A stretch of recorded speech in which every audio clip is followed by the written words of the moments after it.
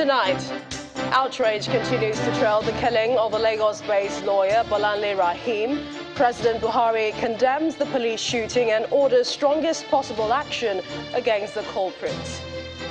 Operatives of the Police Intelligence Response Team in the FCT arrest a 31-year-old man for allegedly murdering his lover whom he met on Facebook. Fund for Export Development in Africa and investment arm of Afrexim Bank gets internal approval to acquire a strategic minority stake in Geragu Power PLC. And the death toll in the winter storm across the United States rises to over 60, with thousands still without electricity, forcing cancellation of thousands of flights. On business news tonight, the Central Bank places more than 6,000 bank verification number on its watch list over suspected fraudulent transactions.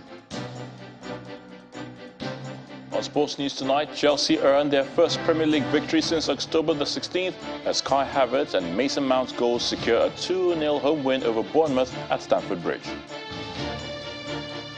And from Abuja, the nation's capital, Governor Matawale flags of the All Progressive Congress governorship campaign in Zamfara State, calls on the electorate to vote for the party in the 2023 elections.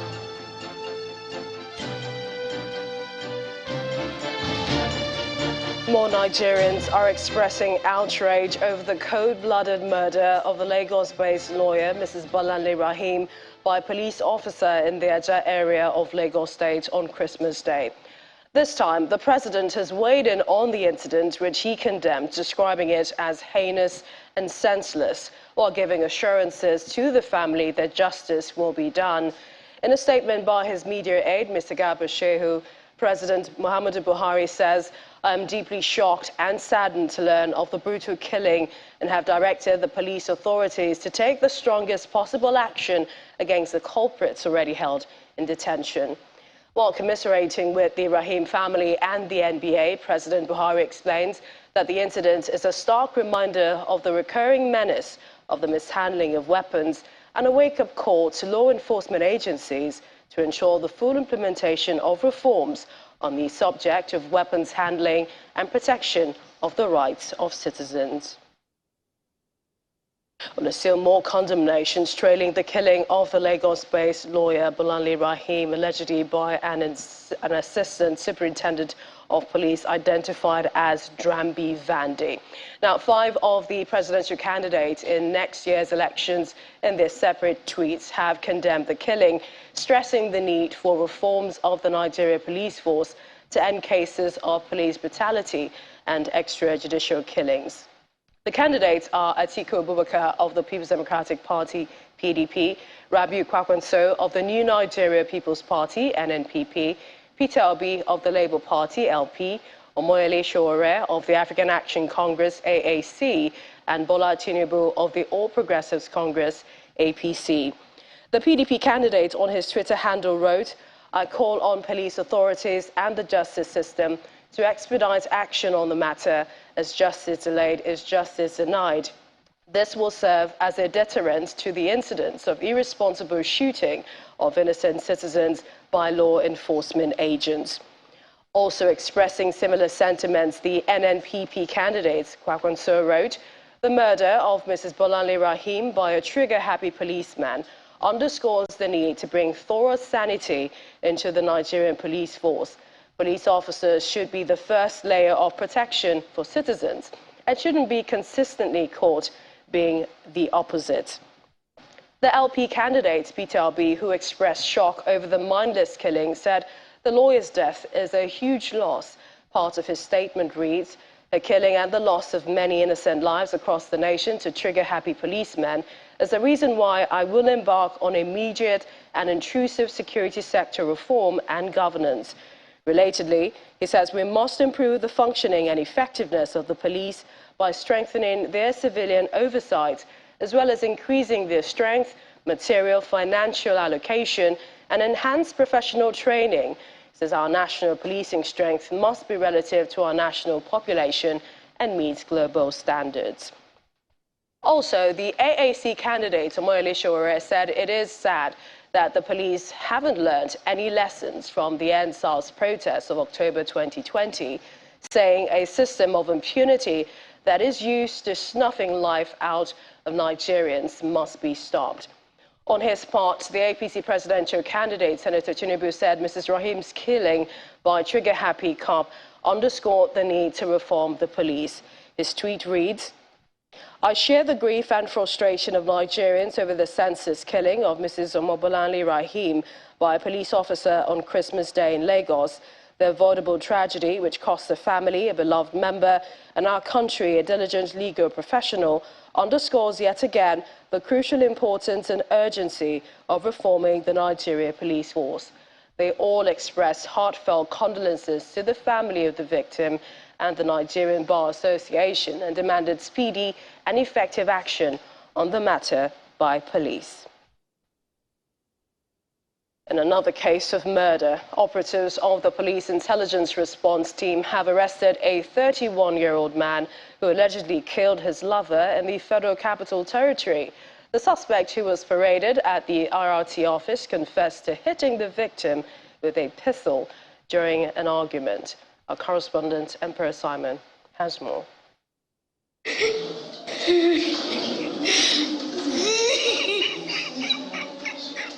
A broken heart, inconsolable. Maureen is still mourning the death of her immediate younger sister. 48-year-old Miss Ijeoma Phyllis was gruesomely killed on 24th of October 2022 at a residence in the Lugbe area of the Federal Capital Territory, Abuja. Every night, every time I remember the condition I saw my sister, I cry. This is me and my baby girl. That's how fair she is. She's a torture. The suspected killer is this 31-year-old man she met on Facebook 2 years ago.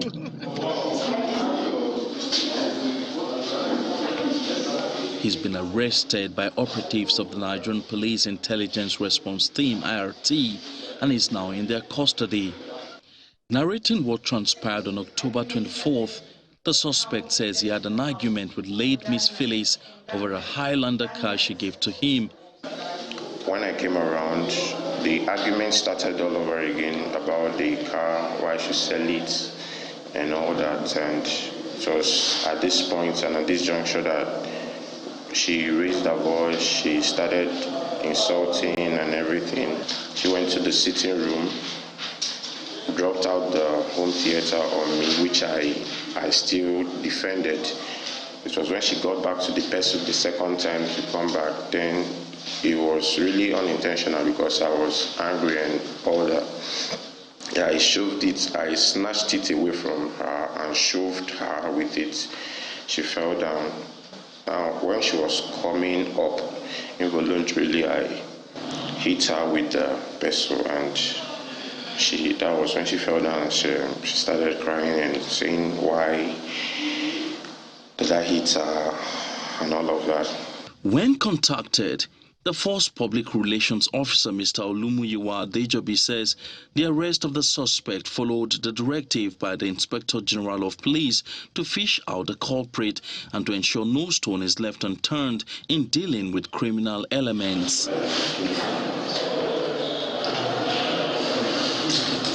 For now, investigation is still ongoing as relations of the late Miss Felix appeal for justice to be done. The police have also warned the public to be cautious about their activities on social media.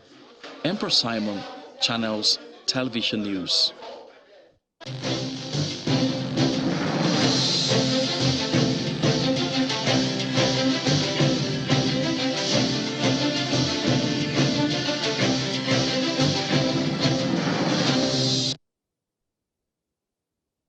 Rising inflation, low GDP growth, low external reserves and revenues, as well as low crude oil production were some of the economic shocks the Nigerian economy suffered in the year 2022.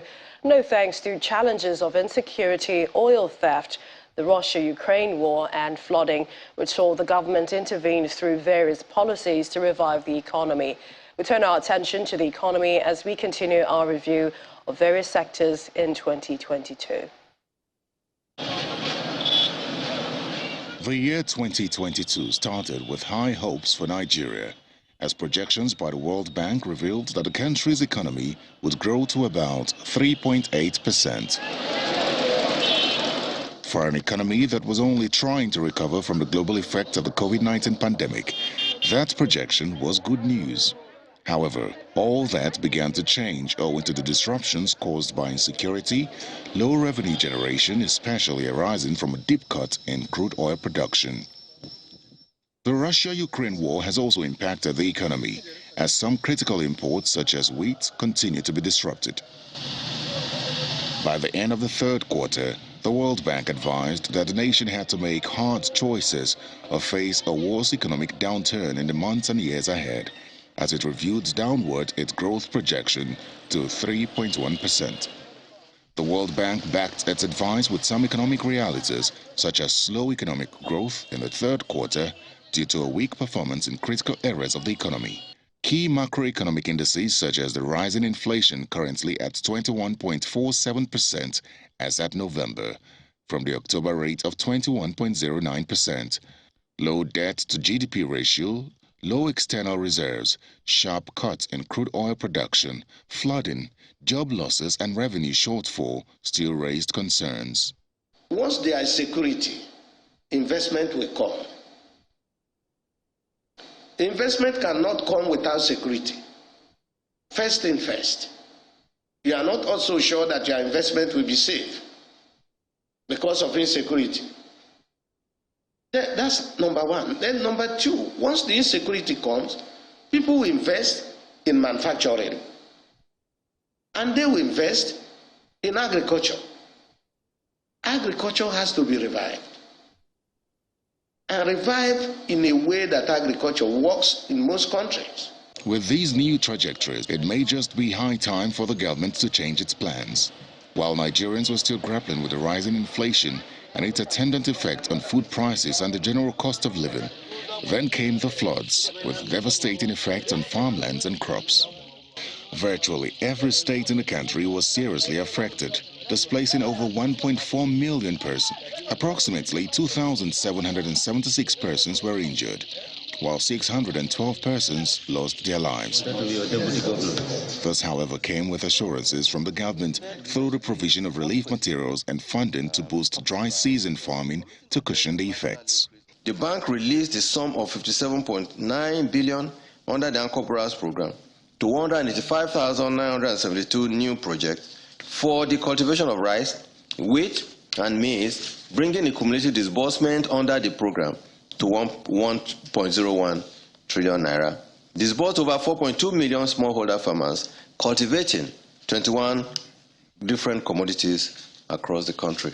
Notwithstanding the current situation, the government says it's taken hard decisions to improve key economic indices and insists that the nation is not broke, given its debt stock and other worrisome economic indices. Oil revenue is underperforming because of the criminality, but recently NNPC has reported that that has been curtailed, and we're already beginning to see the pick up in the production volumes, which will mean that more revenues will come to the Federation.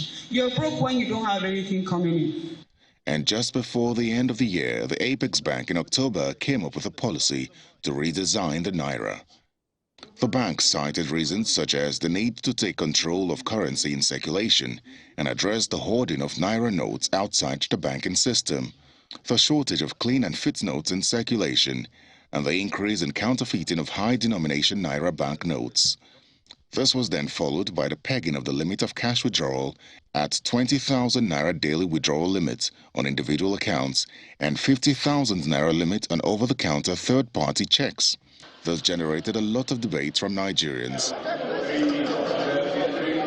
And after a back and forth with members of the National Assembly, the central bank increased the withdrawal limit to 500,000 Naira weekly for individuals and 5 million Naira for corporate bodies, but with strict conditions. As the year 2022 winds down, many hope that the right economic policies and decisions will be made going forward, such that the economy can find its footing in 2023 and beyond. In part two, after the break, we take a deeper look at the country's economy with the Professor of Economics. That's in a moment. To join us again.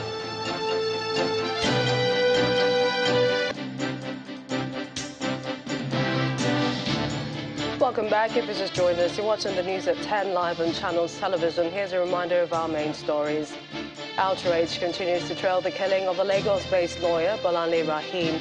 President Buhari condemns the police shooting and orders strongest possible action against the culprits. Operatives of Police Intelligence Response Team in the FCT arrest a 31-year-old man for allegedly murdering his lover whom he met on Facebook. Fund for Export Development in Africa, an investment arm of Afrexim Bank, gets internal approval to acquire a strategic minority stake in Geregu Power PLC. And death toll in the winter storm across the United States rises to over 60, with thousands still without electricity, forcing cancellation of thousands of flights.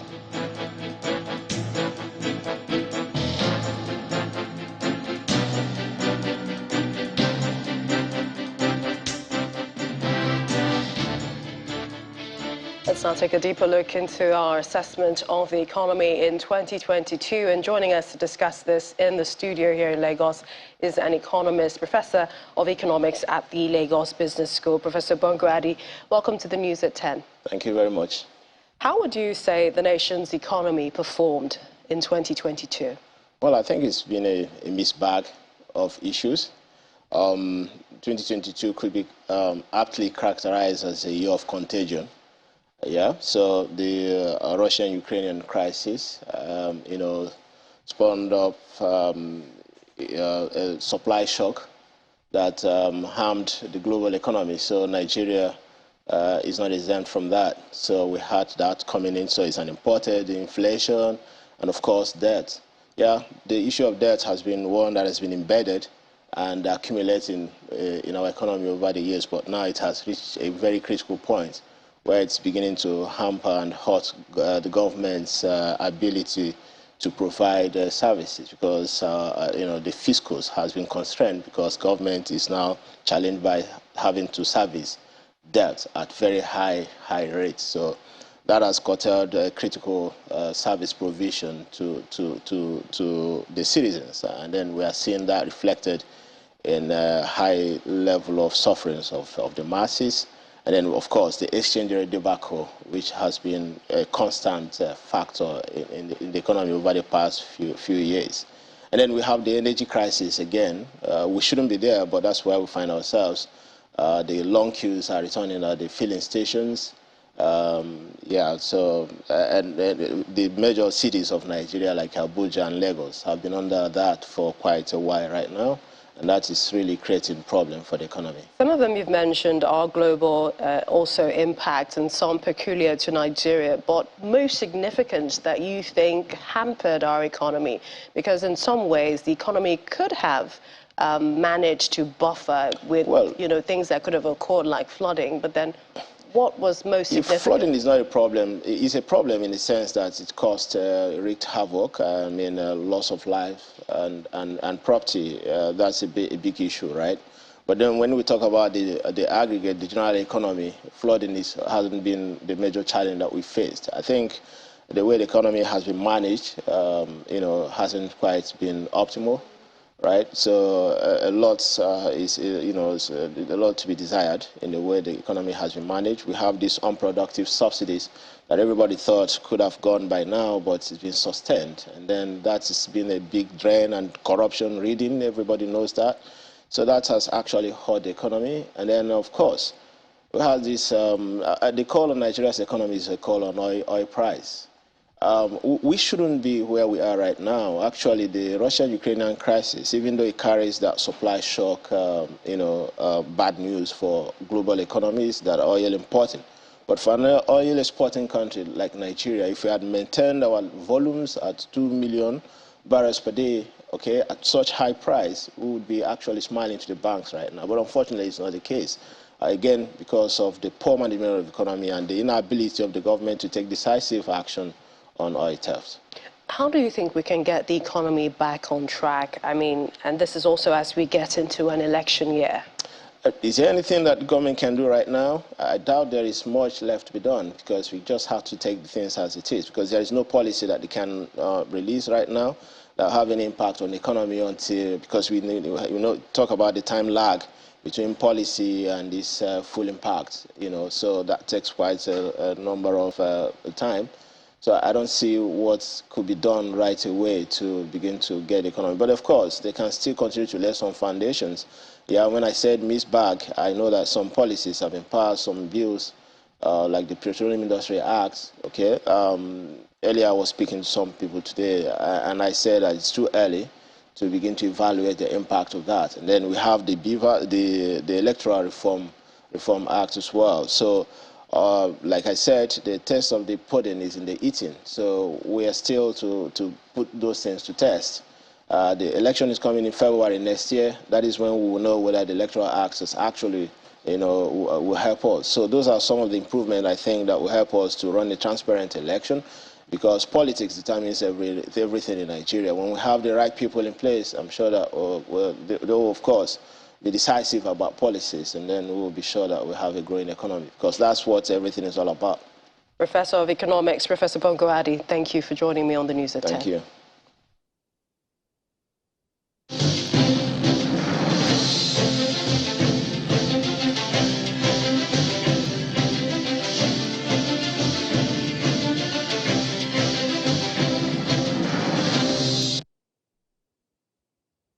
And to another tragedy. What was meant to be a joyful event turned into mourning today, as at least 5 persons are feared dead after a car rammed into them during a bikers' carnival in Calabar, the Cross River State capital.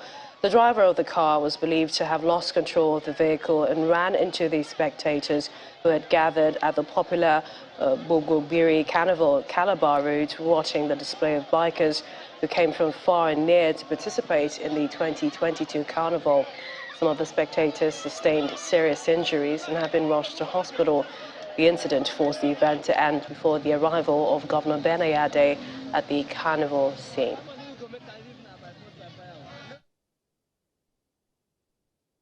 To other stories, the Fund for Exports Development in Africa, FEDA, a development arm of Afreximbank, has received internal approvals to acquire a strategic minority stake in Geregu Power PLC, a major electricity generating company, 2 months after its listing on the Nigeria Exchange Limited.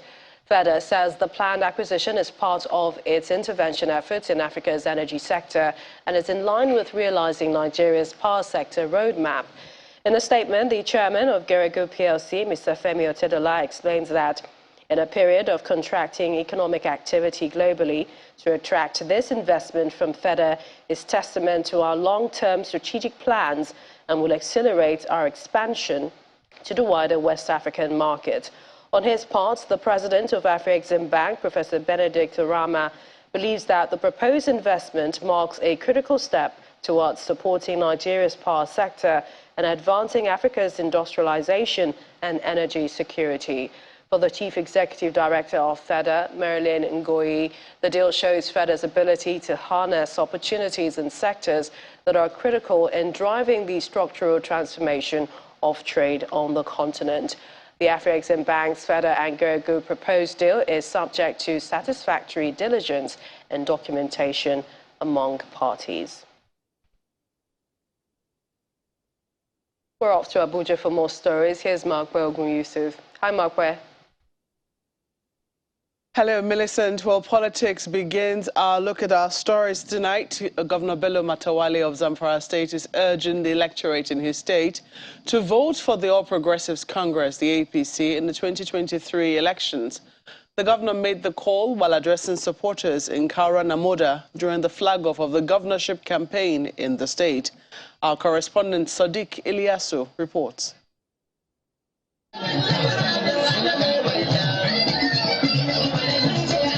Governor Bello Matawalle of Zamfara State arrived at the venue of the event along with former governors Abdulaziz Yari and Ahmed Yariman Bukura. Amidst the chanting of supporters, some of the candidates vying for different positions were presented at the rally. Former governor of the state, Abdulaziz Yari, appeals to his supporters to vote for the APC.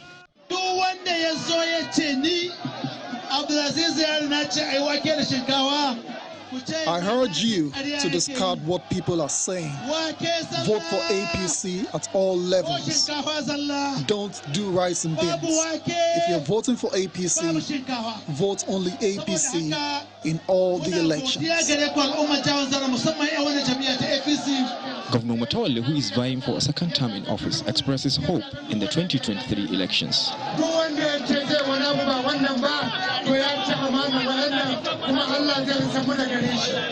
With the crowd I'm seeing right now, I'm full of hope that we would win this election hands down.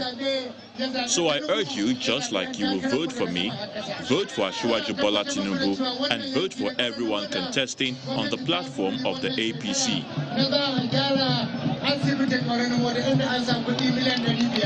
As the 2023 elections draw near, party members are hopeful of a better outing for all candidates presented by the APC at all levels. Sadiq Ilyasu, Channels Television News.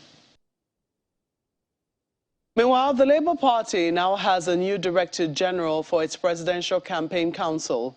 He's the former presidential aide, Mr. Akin Osuntokun.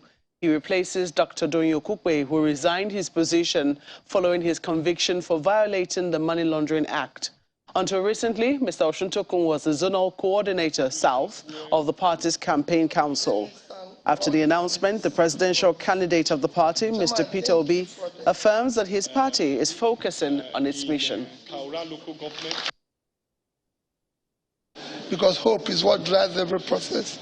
Today we have a sense of hopelessness. Like I said earlier, that people live in IDP camp in their country. It shouldn't be. Once they remain in IDP, we're in IDP. And you have seen a series of bad news all over the place. You know, on this month, a young lady who went to work was raped and killed in Jos, capital of one of our states. And on Christmas Day, another one was gunned down in Lagos. And kidnapped and killings and everything is all over the place. So we can't continue this way. Nigerians want opportunity to work. Nigerian youth are energetic and talented and can compete with youth globally.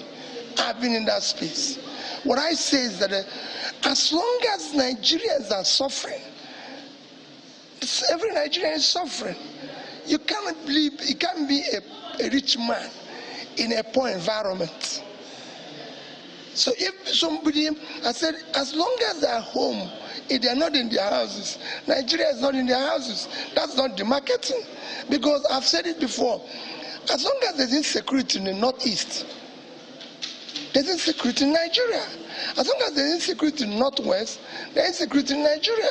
As long as there's insecurity in Southeast, there's insecurity in Nigeria. Well, away from politics now, it's still the festive season and in the mood of Christmas, fun spots in Abuja today witnessed a high turnout of fun seekers. Our next report captures the mood in some of the fun spots in the nation's capital.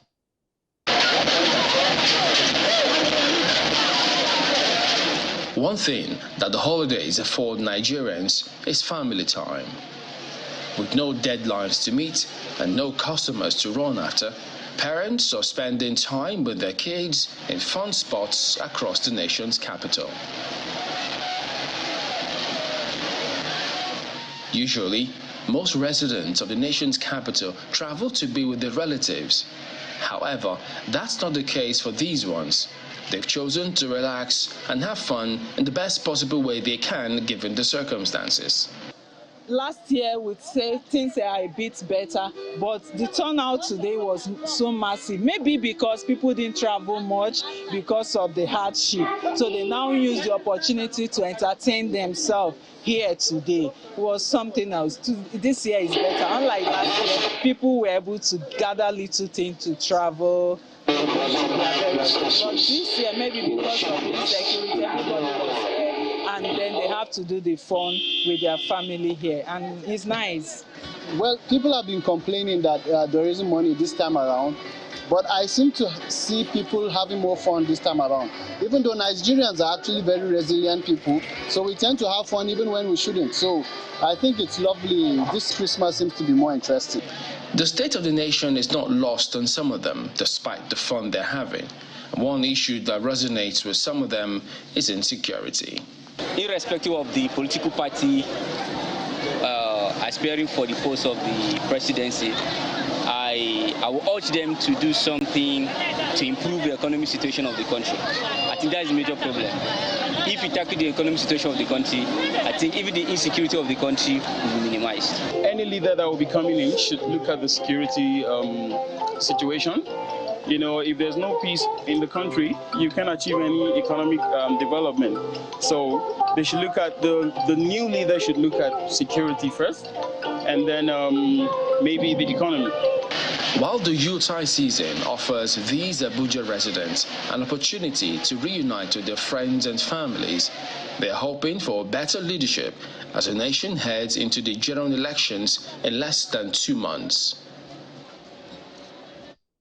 Well, the hardship doesn't seem to be lost on the government. As it's cheering news for federal civil servants, the federal government says it will soon make a pronouncement on a salary increase for them to cushion the effect of the current high inflation rate. The Minister of Labour and Employment, Senator Chris Ngige, disclosed this to State House correspondents after a visit to the President at the State House. Describing 2022 as a year of industrial dispute, the Labour Minister noted that he constantly discussed the issue of salary increase with the President owing to the inflation and high cost of living. That's what I'm saying, that the Presidential Committee on Salaries is working hand in hand with the National Salaries, Incomes and Wages Commission. The commission is mandated by law, by the act establishing them, to fix salaries, wages, emoluments in not only the public service. If you want the assistant and you are in the private sector, they will also assist you. They have what is called the template for remuneration, for compensation. So if you work, you get compensated. If you don't work, you're not compensated. So they have the matrix to do this evaluation. So they are working with the Presidential Committee on Salaries, chaired by the Finance Minister. I'm the co-chair, to look at the demands of the workers. I've answered this, and I said that discussions and this evaluation are ongoing. And as we enter the new year, the government will make some pronouncements in that direction. And outside the shores of the country, in Niamey, the government of the Republic of Niger has conferred a national honor on Nigerian businessman Alhaji Dahiru Mangal, who is the founder of Max Air. President Mohamed Bazoum of Niger Republic conferred the award on him in recognition of his contributions to the growth of the country's economy. The ceremony, conducted in the capital of Niger Republic, was part of activities to mark the country's National Day. Nigeria and the Republic of Niger enjoy a bilateral relationship, and the recognition of Katsina-born businessman Alhaji Dahiru Mangal is another testimony of the mutual relationship between the two countries. Alhaji Mangal is awarded the Grand Commander of the Niger, which is the highest national honor of the Republic of Niger National Merit Award. According to the President of Niger, the award is in recognition of the recipient's contributions to the country's economy and also an acknowledgement of a long-standing relationship between the Republic of Niger and Nigeria. Pour votre contribution active au renforcement des relations économiques et sociales entre la République du Niger et la République fédérale du Nigeria. Au nom de la République, nous vous faisons commentaire dans l'ordre du mérite du Niger. On his part, Alhaji Mangal expresses his appreciation for the honor, assuring President Bazoum of his continuous support. Honestly, I'm very, very happy. I'm I'm very happy to see what I see today, especially you press people. You see all Niger and Nigerian people, they are happy, many of them, together with us in the Benue. Honestly, I'm very happy. For the families and friends of the recipient, the award is an indication of his love for humanity. We are very happy and we are very, very proud of our beloved father. And we are, very interesting to see him achieving this kind of great things in his life. Everybody knows whatever he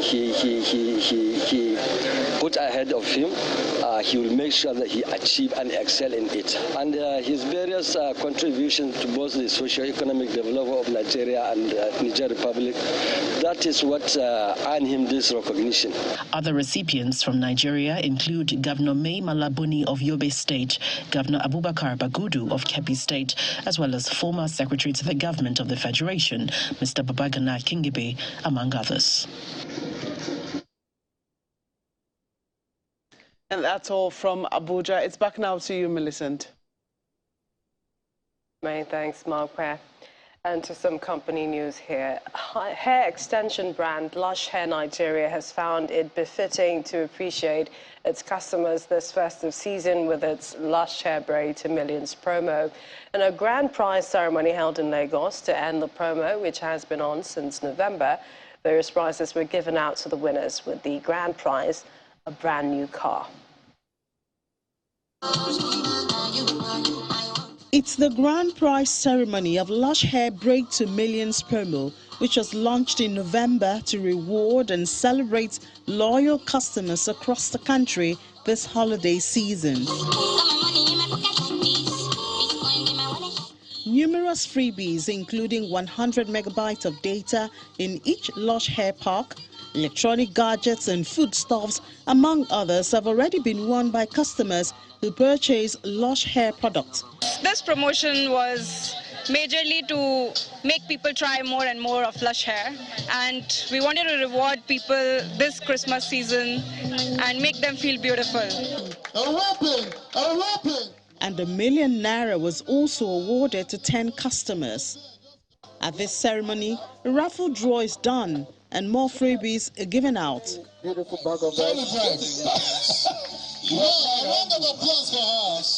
Also, there's ₦1 million to be won.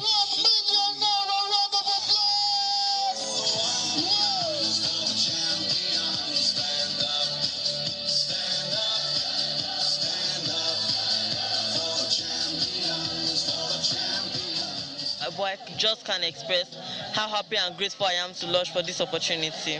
Lush Hair is like family to me, and just seeing how we're growing bigger and better and doing more things each year is amazing to actually witness. From, of course, being a major sponsor of Big Brother Naija, Fashion Week, and almost every big show that is here to stay in Nigeria that is relevant, we're being a part of it, and also still being a part of people that are on the streets, giving back to them and doing so many campaigns, going to offices. It's really a brand that really cares about the people. Congratulations, Angel! Congratulations on the winner! The ceremony ends with the announcement of the grand prize of a brand new car, which is carted away by Angel of Fonedu. Yes, please, that's it. Time for business news now. Here's Jeffrey Uzona.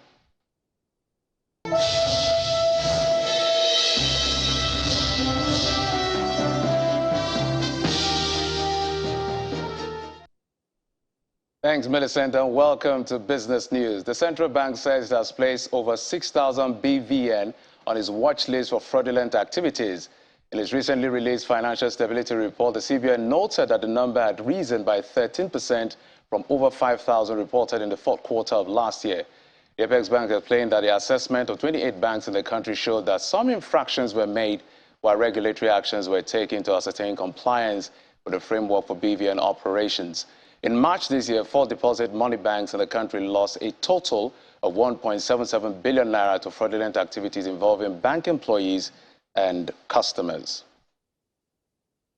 Away from our shores, Chinese officials have announced plans to scrap quarantine for travelers from January the 8th, marking the last major shift from the country's zero-COVID policy. And that's coming after almost 3 months of closed borders, and this will reopen the country to those with work or study visa or seeking to visit family. According to the Immigration Authority, travel overseas for Chinese citizens will become easier with this development. And that's it on Business News. I'm Jeffrey Uzama. It's back to you, Millicent, for the rest of the news at 10. Thank you, Jeffrey. A bit more on our top story as sympathizers and colleagues have been paying condolence visits to the home of the lawyer killed on Christmas Day, Mrs. Bolanle Rahim, in the Ajah area of Lagos. The early callers at the Ajah home were members of the Executive Committee of the Nigerian Bar Association, Ikeja branch. Narrating his ordeal during the visit, the victim's husband, Mr. Gbenga Rahim, said that his wife was 4 months pregnant and they were expecting twins before the unfortunate incident. Also at the Rahim residence were a delegation from the Lagos State government. They reiterated Governor Babajide Sanwo-Olu's stance on justice for the family. The Attorney General, Commissioner for Justice in Lagos, said that he will be leading the prosecution in court to show the seriousness the government attaches to the matter as soon as the police sends in the case file. Other members of the delegation are the State Head of Service, the Women and Poverty Alleviation Commissioner, Commissioner for Information and Strategy. The Lagos State Commissioner of Police, Abiodun Alabi, also visited the residence of the killed lawyer. Mr. Alabi arrived at the residence this evening in company of other senior officers, speaking with assurances that justice will be served in the matter. Some international news now. At least 62 people have died across 9 states in America, with thousands still without power amid terrible snowstorm that has hit the country. The death toll in the city of Buffalo alone in New York has risen to 28. We understand that looting has been reported in part of the city. Simon Pisa has more on Around the World in 5. Good evening and welcome to the Channel Studios here in London with your international news around the world in 5. At least 28 people have died in western New York State, most of them in Buffalo, and 56 in total as a monster winter storm continues to batter North America. A state official said some people had been trapped in cars for more than 2 days during what was probably the worst storm of their lifetime. Up to 9 more inches of snow are expected in parts of the state. The storm, stretching from Canada to Mexico, has killed 56 people in total. Here, drone footage showing a neighborhood in Buffalo City blanketed in thick snow. People up and down the country have been stranded, with chaos on the roads and thousands of flights cancelled. So 2 flights got cancelled. We waited in line for about an hour and a half to book another flight at the other airport. So I went from O'Hare to Midway. Stayed in line. That got delayed, got cancelled. We found that out at about 1 o'clock this morning. So I've been up all night since yesterday. Now we're driving back to Austin, 17 hours. So I was able to find a rental car. There was not many, but I was able to find one. So we're going to start back here in a minute, I guess. The city of Buffalo is impassable in most areas, while mains may have a lane open for emergency traffic or 2. Most secondaries as well as side streets have not been touched yet. This is primarily because the efforts were going towards opening up areas around hospitals, around nursing homes, around other emergent care locations. China will scrap quarantine for travellers from the 8th of January, marking the last major shift from the country's zero-COVID policy. After almost 3 years of closed borders, this will reopen the country to those with work and study visas or seeking to visit family. Chinese citizens will also be able to travel overseas. COVID has spread ferociously in the wake of restrictions being lifted. Reports say hospitals are overwhelmed and elderly people are dying. The true toll, daily case counts and deaths, is currently unknown because officials have stopped releasing COVID data. Serbia's Minister of Defense has met soldiers close to the border with Kosovo as Serbia's army is on the highest combat alert, following weeks of escalating tensions between Belgrade and Pristina. Footage released by Serbia's defense ministry showed Minister Milos Vucevic meeting soldiers and inspecting the army close to the border. The ministry later said Serbia's president had ordered Serbia's army and police to be put on the highest alert due to its belief that Kosovo was preparing to attack Serbs and forcibly remove roadblocks installed on roads in the north of the country. A sister of the alleged ringleader of a failed coup attempt in the Gambia has called for his release, saying he was not involved in any plot. Lance Corporal Sana Federa was arrested after the government accused him of masterminding an attempted coup. 2 more officers were detained over the weekend, bringing the number of arrests to 7 over the alleged plot. The Ocean Viking charity vessel has rescued 113 migrants on board an overcrowded boat off the North African coast during a night operation. Among the rescued people, there were 3 infants, the youngest a 3-week-old, with 23 women, some of them pregnant, and 30 unaccompanied minors on board. A fire has broken out at a 2-story chemical plant in Tokyo, spreading to nearby buildings. Footage posted on social media showed a massive blaze and heavy smoke rising from the building. The chemical factory manufactures liquid soap. The fire then spread to nearby buildings, and a total of 5 buildings have so far been burnt down. And dozens of runners have joined the 22nd annual Roast Goose Digestion Run in Berlin, aiming to burn all the calories after holiday celebrations.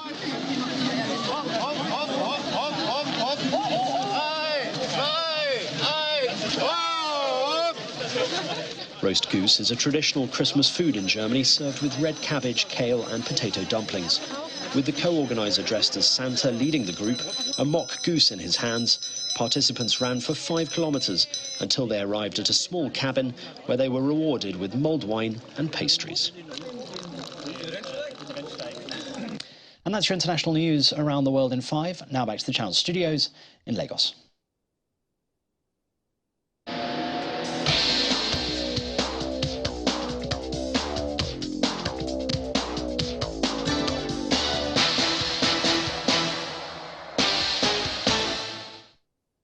Many thanks, Simon. Welcome to Sports News. It's off to Stamford Bridge, where Chelsea showed no signs of World Cup rustiness as they brushed past Bournemouth FC courtesy of a 2-0 win this evening in a match day 15 clash at home. Well, Graham Potter's side scored both goals before the break as they put in a dominant display, avoiding a 4th straight Premier League defeat in the process.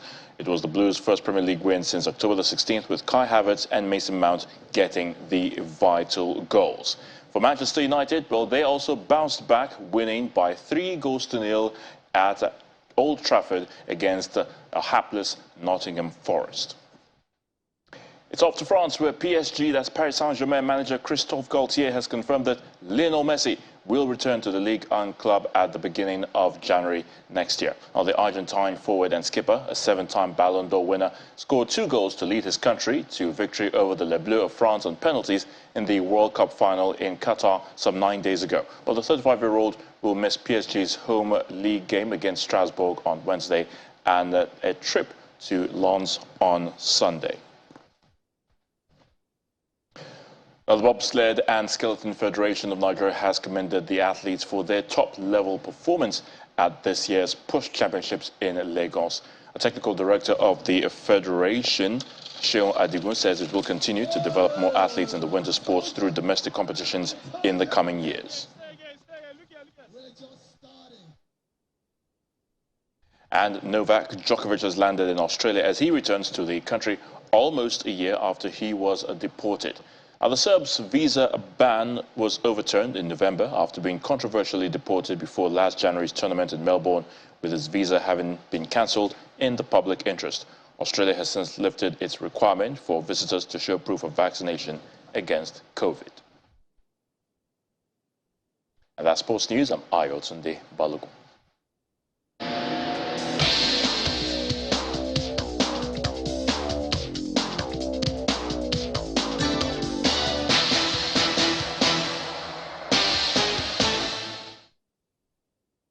And the main news again. More outrage continued to trail the killing of a Lagos-based lawyer, Bolanle Rahim, just as President Muhammadu Buhari today condemned the police shooting and ordered what he called strongest possible action against the culprits.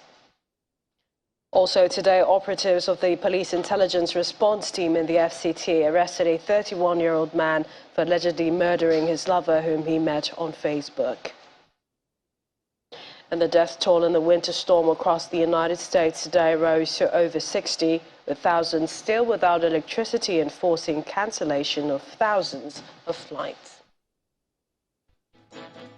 That's the news at 10 tonight. Thank you for watching. I'm Millicent Walker. Have a good night and stay safe.